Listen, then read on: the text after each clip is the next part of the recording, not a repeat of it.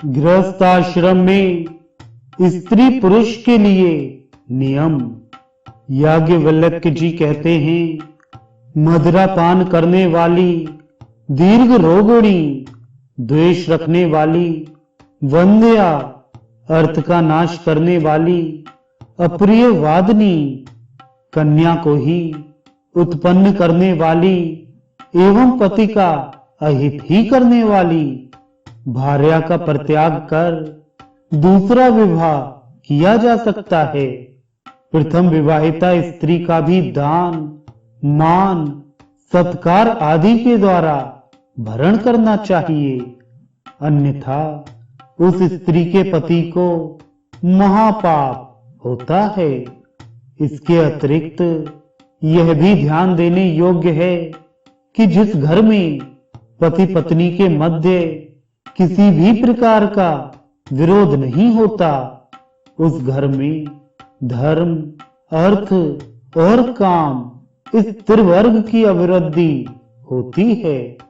अतः प्रथम विवाहिता एवं वर्तमान भार्या में अस्वीकृत स्त्री भी पूर्व में भार्या रही है।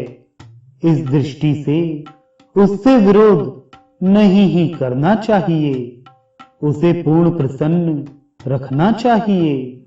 जो स्त्री पति की मृत्यु के पश्चात अथवा उसके जीवित रहते हुए अन्य पुरुष का आश्रय नहीं लेती, वह इस लोक में यश प्राप्त करती है और अपने पातिव्रत्य पुण्य के प्रभाव से परलोक में जाकर पार्वती के साहचर्य में आनंद प्राप्त करती है। यदि पति अपनी स्त्री का परित्याग करता है तो उस स्त्री को भरण पोषण के लिए अपनी संपत्ति का तृतीयांश दे देना चाहिए। स्त्रियों को अपने पति की आज्ञा का पालन करना चाहिए, यही उनका परम धर्म है। स्त्रियों में ऋतु अर्थात रजो दर्शन के प्रथम दिन से 16 रात्रि तक उनका ऋतुकाल होता है। अतः पुरुष को उक्त 16 रात्रियों की युग्म रात्रियों में अपनी पत्नी के साथ पुत्र प्राप्ति के लिए संसर्ग करना चाहिए। पर्वों की तिथियों में तथा ऋतुकाल की प्रारंभिक 4 तिथियों में सहवास नहीं करना चाहिए। अपनी अपेक्षा दुर्बल स्त्री का सहवास पुत्र प्राप्ति में सहायक होता है। मधा और मूल नक्षत्र में सहवास वर्जित है।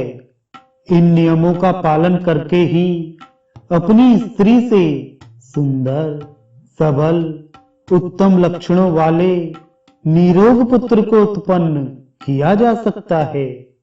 स्त्रियों को इंद्र ने जो वर दिया है उसे ध्यान में रखते हुए पुरुष पत्नी की इच्छा अनुसार ऋतुकाल की रात्रियों से अतिरिक्त अनिषिद्ध रात्रियों में भी अपनी पत्नी के साथ सहवास करने वाला भी हो सकता है। पुरुष के यथाकामी होने में 2 कारण हैं। पहला, पुरुष को अपनी पत्नी में ही रति रखनी चाहिए और दूसरा, स्त्रियों की रक्षा करना पुरुष का धर्म है।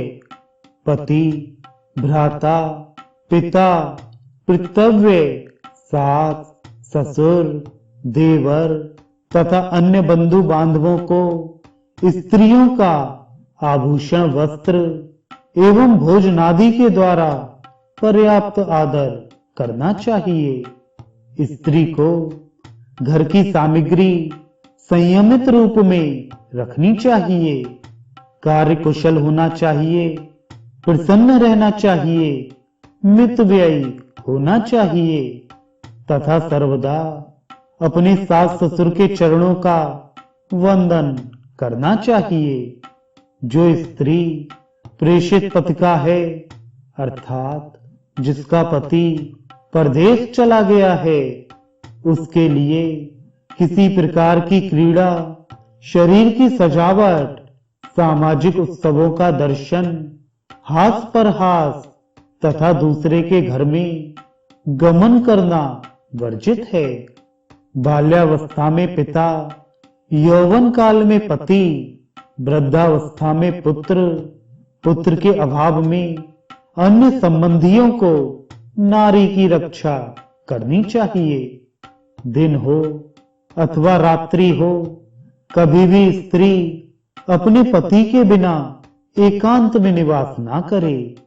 पति को सदैव धर्म कार्य में अपनी ज्येष्ठा पत्नी को ही संलग्न करना चाहिए। कनिष्ठा भार्या धर्म कार्य के लिए उपयुक्त नहीं मानी गई है। सदाचारणी स्त्री के मृत्यु होने पर पति को चाहिए कि वह अग्निहोत्र में प्रयुक्त अग्नि से उसका दाह संस्कार करे।